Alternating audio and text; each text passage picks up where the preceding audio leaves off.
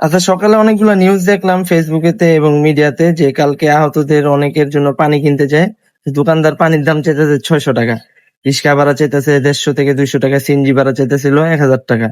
আহতদের জন্য হসপিটাল নিয়ে যাবো তো এই জন্য চাইতেছে এত টাকা।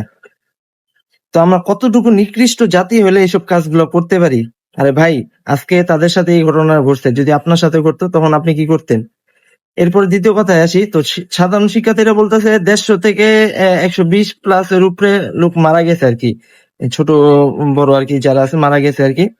তো নিউজে তথ্য দিতেছে আর কি, যে বিভিন্ন মিডিয়া দিতেছে, তথ্য দিতেছে হলো আপনার হলো 30 থেকে 30 জন মারা গেছে, আর 160 থেকে 70 জনের মতন আহত হয়েছে। আর সাধারণ শিক্ষার্থীরা বলতেছে 150-র উপরে প্লাস হয়েছে আপনার মারা গেছে, ডেড বডি আর কি। অনেকে দেখতেছি যে তাদের সন্তানদেরকে খুঁজে পাইতেছে না। তো লিস্ট ভাই, সঠিক তথ্যটা তো আপনারা দিবেন, তাই না? আপনারা সঠিক তথ্যটা দেন যাতে করে তাদের সন্তানদেরকে তারা পেয়ে অন্তত একটু সান্ত্বনা দিতে পারে, নিজেদের মধ্যে একটু সান্ত্বনা দিতে পারে, যাতে করে তাদের সন্তানদের লাশটা পেয়ে অন্তত একটু নিজেদের সান্ত্বনা দিতে পারে।